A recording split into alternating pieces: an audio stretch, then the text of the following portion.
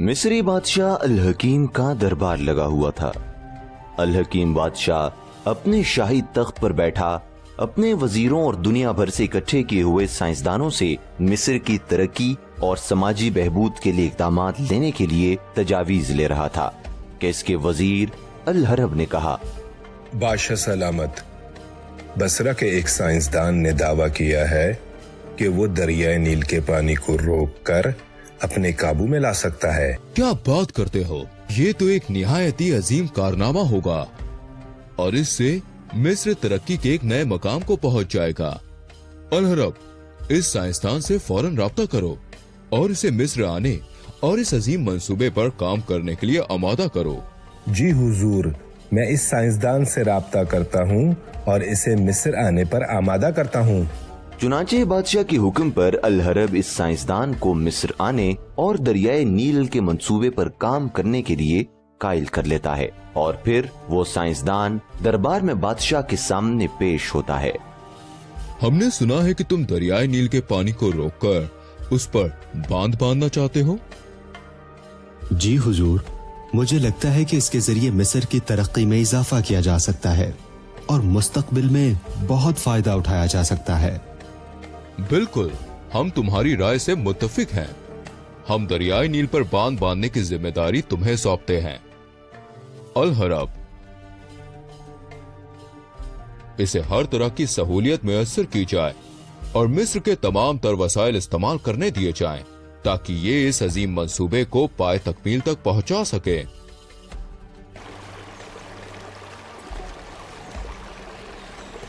बादशाह के हुक्म पर उसे वजीर और चंद अहम अफराद के साथ दरियाए नील के किनारे भेज दिया जाता है ताकि वो इस जगह का जायजा ले सके। काफी देर तक वो साइंसदान इस जगह का बारीकी से मुआयना करता रहता है। मुआयने के बाद वो साइंसदान गहरी सोच में डूब जाता है। मिस्री बादशाह के पास इस वक्त तो ऐसे वसाइल और सहूलियात मुयस्सर नहीं कि वो दरियाए नील पर कोई बड़ा बंद तामीर करा सकें। ये मंसूबा तो मिस्र को तबाह कर देगा। अब मैं क्या करूं? अगर मैंने बादशाह को ये हकीकत बता दी कि ये मंसूबा इस वक्त किसी सूरत मुमकिन नहीं, तो बादशाह की अना को ठेस पहुंचेगी।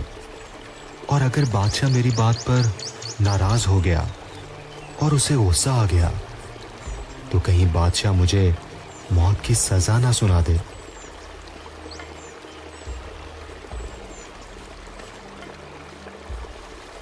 इस कश्मकश में मुब्तला वो साइंसदान दरबार में बादशाह के सामने पेश होते ही ओल फोल बोलना शुरू कर देता है। अगर जमीन आसमान होता और आसमान जमीन होती तो क्या माहौल होता। सितारे जमीन पर लगते और दरख्त आसमान से लटकते, परिंदे पानी में तैरते और मछलियां हवा में उड़ती, तो ये दुनिया कितनी हसीन होती। बादशाह अल हकीम और सब दरबारी इस साइंसदान की इस हरकत को देखकर हैरान हो जाते हैं। ये नामाकूल क्या बकवास कर रहा है। और सिर्फ इतना ही नहीं, देखते ही देखते उस साइंसदान ने पागलों की तरह नाचना भी शुरू कर दिया।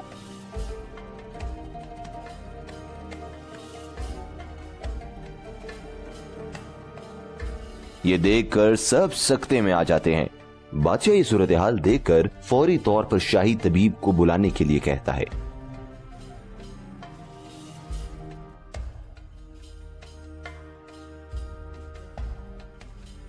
तबीब कुछ देर तक साइंसदान का मुआयना करता रहता है। तफसीली मुआयने के बाद वो तबीब बादशाह सलामत से मुखातिब होता है। बादशाह सलामत, इसकी ये अजीब हरकतें देखकर मैं ये बात दावे से कह सकता हूँ कि ये शख्स बिल्कुल पागल है। ये सुनकर बादशाह और तमाम दरबारी कहका लगाना शुरू कर देते हैं। बादशाह अल हकीम इस साइंसदान को तामर्ग नजरबंदी की सजा देता है और दरियाए नील पर डैम बनाने के मंसूबे को तर्क कर देता है। बादशाह अल हकीम सोचता है कि इसने भी किस बेवकूफ की बातों पर भरोसा कर लिया और फिर बादशाह के हुक्म पर उस साइंसदान को एक घर में कैद कर दिया गया।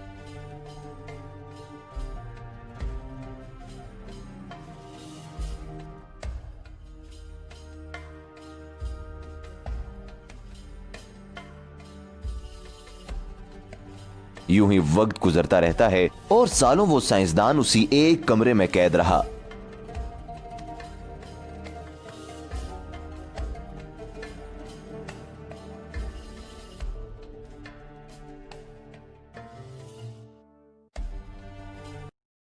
एक 1021 में बादशाह का इंतकाल हो जाता है और उस साइंसदान को उस कमरे से बाहर निकाला जाता है। वो साइंसदान पागल नहीं बल्कि एक निहायत अक्लमंद इंसान था। वो जानता था इस्लामी कानून के मुताबिक किसी पागल को सजा नहीं दी जाती, तो इसलिए उसने बादशाह के सामने न सिर्फ मौत से बचने बल्कि दरिया नील पर बंद बनाने का मंसूबा, जो उस वक्त के हालात में नामुमकिन था, रुकवाने के लिए पागलपन का ड्रामा रचाया। बादशाह के इंतकाल के बाद जब वो साइंसदान रिहा हुआ तो उस वक्त वो 200 के करीब साइंसी इजादात की बुनियाद रख चुका था और इसके अलावा 92 साइंसी मज़ामीन लिख चुका था। इनमें किताबुल मनाजिर भी शामिल थी, जिसमें दुनिया को पहली बार बताया गया कि रोशनी आंख में बाहर से दाखिल होती है और एक रफ्तार में सीधा सफर करती है। इसी अक्लमंद साइंसदान ने इत्से और अक्स की जादूगरी का खेल भी समझाया और बताया कि दूरबीन भी बनाई जा सकती है। वो अक्लमंद इंसान मशहूर मुसलमान साइंसदान इब्नुल हैशम थे। उनका असल नाम अबू अली अल हसन इब्नुल हैशम था। इब्नुल हैशम 965 ईस्वी में इराक के शहर बसरा में पैदा हुए।